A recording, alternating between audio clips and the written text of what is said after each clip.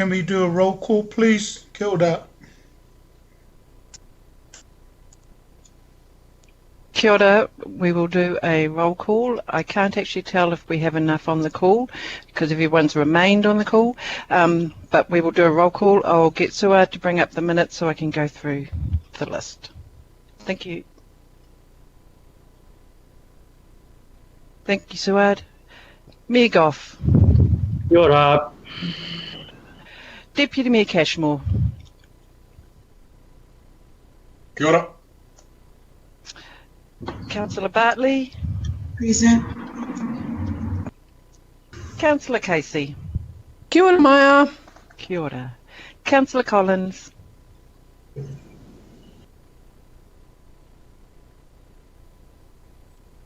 Councillor Coombe. Kia ora anō. Kia ora. Councillor Cooper. I'm here, but I was here this morning from about just before 11 as Noted, well. thank you. Councillor Dalton. Kia ora anō. Councillor Fletcher. Present. Councillor Henderson. Kia ora. Kia ora. IMSB member Kaki.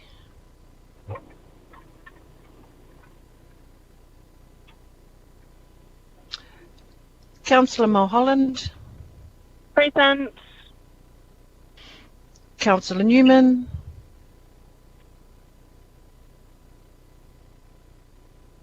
Councillor Sayers.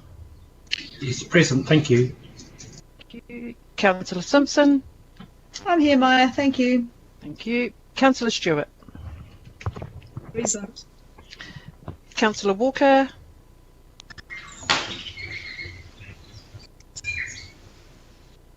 Councillor Watson. Hi, Maya. Hello. IMSB member Wilcox. Ke konei. Kia ora. Councillor Young. Kia ora. Thank you, Chair. Back to you. Thank you, Maya. Sorry, Chair, it's FSO on the line, so apologies. I love it. It's been noted in there. So look, welcome back. Kathy, when you were talking at the previous item, you were talking about my heart is full. I just wanted to let you know my stomach is full now. So we move on to item 16, progress update implementing the recommendations from the Community Occupancy Guidelines Review.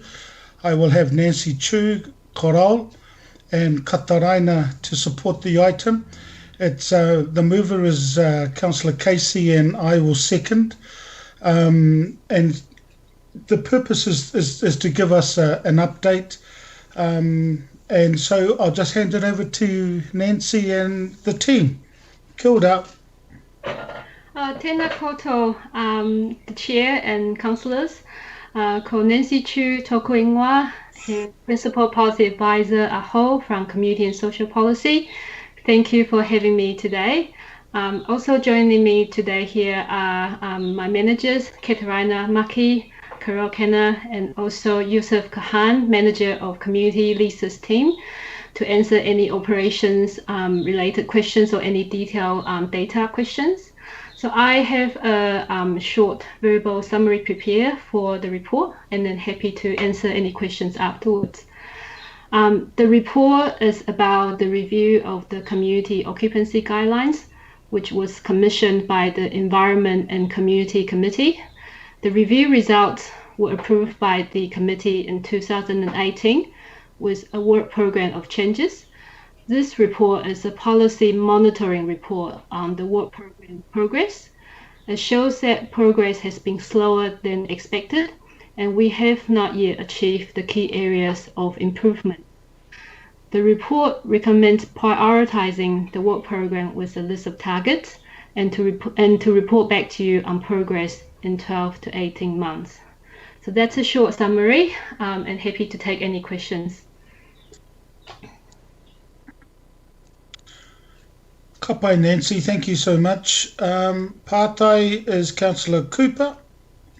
Thank you. Nancy, the question comes from a pretty awful experience in my ward. We've had this expression of interest and we've had this objection period, And now the community facility has been empty for over 2 years. It's since Te Manawa moved over the road. And, you know, we've got, there was a dreadful hearing process, you know, that the groups had to go through because one objected to the other group getting it, and still no real, you know, they had to start all over again. And I couldn't find anything about the objection process in this policy thing, just about equity, etc., etc. But is it true that it's part of the Local Government Act that you have to have an objection period? Because I just think this is a real imposition on communities. You put it up, they've said, okay, the staff recommend to the local board, look, this meets the criteria. There were 2 that met the criteria, the local board decided, and from my point of view, that should be it. They've used their judgment, but we've had this dreadful, expensive on time and everything else for these groups to have to plead their case in front of an independent commissioner who wasn't very independent. And, you know, I just hope that we're going to take that out. It just seems ludicrous. The local board's decision should be the local board decision. They know their community. Yeah. Yours, Nancy. Yes, thank you, Councillor. The report actually is about the review changes, which is at a quite high level for the community occupancy guidelines. So I don't really have the detailed knowledge of a particular case. So maybe I can refer to you, Yusuf, Yeah. talk about the specific. It may more be the operational leasing, but I would have thought that would embed fairer processes in our policy. Yes, so equity was highlighted in the review recommendations back in 2018. We have made some changes to the current process to ensure that we have a better process for recognizing equity. However, as the reasons being stated in the report, that implementation's been much slower than expected. So the changes hasn't really, in my knowledge, hasn't really been implemented, probably not to this specific case. So again, I think it's probably a better answer by Yusuf. Tēnā koutou katoa, Yusuf Kanya, Leasing Community Facilities. Thank you, Councillor, in relation to that question. Just responding to that. So within the policy guides Council's approach to that, to how we assess and formalize community leases. A component of that is driven by legislation. And generally within the community leases sphere, it's either the Reserves Act or the Local Government Act that provides the guidance around the level and the extent of consultation. So we're happy to answer any questions relating to specifically that leasing question, but from a policy piece on whether consultation should be included, because it's driven by legislation, I don't know how much ability a policy will have in terms of informing what the legislative requirements are. Thank you. Oh, sorry, Councillor Cooper. Look, I was just going to suggest that again a conversation, and I got no problems facilitating that with yourself and those interested, in particular to the issue that you've outlined with Yusuf, with Nancy, with Korol. If you think that'll be at least a way forward with your particular one. It's really in local board realm, but I mean, when you've got people coming and talking to you about it, what do? You know, you can't say, oh, sorry, not my problem. And that's what I feel, that we're at an impasse, and we have a really great space there where space is at a premium that's been empty because of this process. But if it's a legislative requirement, the only way we can do that is, you know, maybe lobby government. I don't know. Okay, then. Well, look, we'll try and get something back to you in regards to any way forward. Yusuf, Nancy, is that okay? Yes. Yeah, okay. Councillor Dalton. Thank you, Chair. I was just wondering if the guidelines are still fit for purpose if, well, two things. One, under the community investment model and that we agreed to under the long-term plan, and two, if local board decision-making is devolved under the governance framework.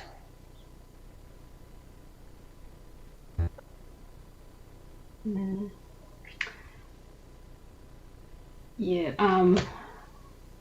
Yeah. Again, I think the report it's for a progress update for the changes that that were approved in 2018. So it doesn't really go into too much details. So we haven't really done work into whether it's fit for purpose in the last 3 years. Yeah. Okay. Carol, would you like to answer? Yes, thanks, Nancy. Yes. So the review is relatively recent. It was done in 2018, and so within the policy cycle, it's still quite recent. I think with the change to the governance framework, the guidelines become even more important because they give an assurance that the policies are applied across all 21 local boards and they support getting better outcome for the community. So I don't see that they necessarily need to be reviewed at this stage, but certainly implementation of the priorities that are highlighted in the reports will be very important. Thank you for that. Matua Glenn, and then I'll go to Councillor Simpson after that in case. Thank you, Chair, and thank you for this report. Look, I'm just going up to the, so I'm jumping between pages, to the discussion that occurs within the Maori Impact Statement. In particular, the part, God, this nexus is useless. The lack of consideration. Staff consider these concerns and they address them in the two areas. I'm kind of struggling a little bit to see how that's translated into the attachment. If you go down to the attachment, you've got it there that there's a kind of a framework being done in the assessment, but I'm not understanding how that comes through to decision making for Māori outcomes. Yep, I can answer that question in part, and then again, if there's any details you would like, I think I will refer to Yusuf. Yes, so when we did the review back in 2018, that we, oh yes, thank you. I just saw the comments coming through. Yeah, so when we did the review back in 2018, that we engaged with Mana Whenua twice, and then the two things they highlighted are that it's difficult to know what Māori outcome we are delivering, and also the other thing is sometimes they don't have access to information, hence it's sometimes they miss out on any new site being vacant and not being able to be involved in the expression of interest process. So both things being considered and incorporated into the review changes which were approved. And how they translated into decision making is that for each lease contract that we have a community outcome plan, and in that plan that we have made quite a lot of changes to make sure that we have a better and more streamlined way of monitoring and setting expectations on Māori outcomes. And also we've made changes into the expression of interest process to make sure that we will be more open. The information will be more accessible to different groups in the community. So that's kind of my answer in a nutshell. And I don't know whether you've got anything to add, Yusuf? Kia ora. Thank you, Nancy. Look, thank you for that question. There's two levels in terms of which we look at Maori involvement. One is prior to any decision making. So typically when there's a lease proposal, one of the first things that we do is engage with mana whenua on a forum and seek input, which informs any reporting to the local board around the views represented by mana whenua. The second level is within operative lease agreements, and that touches on the point that Nancy spoke about within the community occupancy guidelines. So the way we craft that, community occupancy plans, the way we craft those community occupancy plans at a high level, it looks at alignment with both the Auckland plan and the local board plan, but they distilled right down to the group's activity. And things that we look at is representation in terms of Maori membership, outcomes around, the promotion of Maori in Pacifica as well, and the level of participation with Maori. And what those community outcomes plans do, they set targeted rates with regard to certain activities based on the demographics of that area as well. And that's how we drive that involvement in terms of improving, Maori outcomes. Does that answer your question?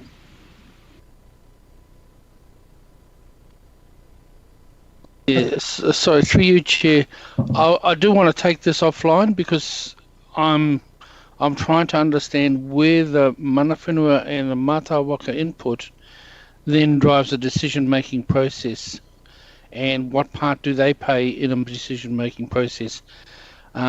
Because it seems that what we're doing is we're saying in the plan and everything is that we're going to talk to them, but how much regard are we having to the discussion that's coming out of that thing, and what framework are we putting around that? And I think this bears a little bit more investigation. Granted, we're way behind in the implementation anyhow, and I see that there are a couple of pilot kaupapa that are being put forward now, and so I'm quite happy to move this offline if that's okay with you, Chair. No issues with the recommendations to date. Just want to dig into it a little bit more. Thank you, Chair. Ka pai tērā. So look, that'll be moved offline. Councillor Simpson, have you? Yeah. Look, I was going to leave it. I was asked to ask this question, but I'm happy. Okay, I'll ask it because I have been asked to ask it. And that is, with the performance indicators, so when council grants new leases in the future will be 3 standard key performance indicators: Māori membership, Māori outcomes, and Māori participation. The question I was asked to ask from a local board member was, what if there is a marae in your local board area that actually handles the majority of that work? So therefore, the community leases that the local board would grant don't necessarily or shouldn't necessarily reflect that.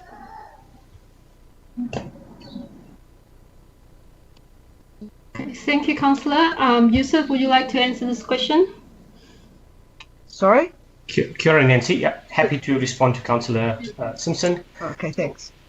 Look, the community outcomes plan looks at the activity level rather than the broader outcomes. So in the example that you've given, the focus on a marae would look at community well-being as opposed to another activity, for example, a rugby club.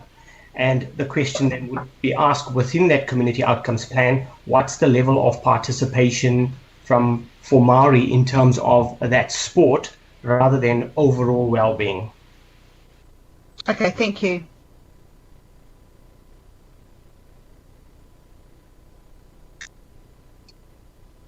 Kilda, there's nothing else on the sideline, so I'm going to move to any comments for Karo. 3-second rule. No, there's none. Look, just to our staff, Yusuf, to yourself, Korol, Nancy and Kataraina, thank you so much. Ngā mihi ki a koutou katoa. And I'm going to put the recommendation. All those in favour? Aye. Aye. Aye. Aye. Aye. Against? Carried. Thank you so much. We now move to item 18.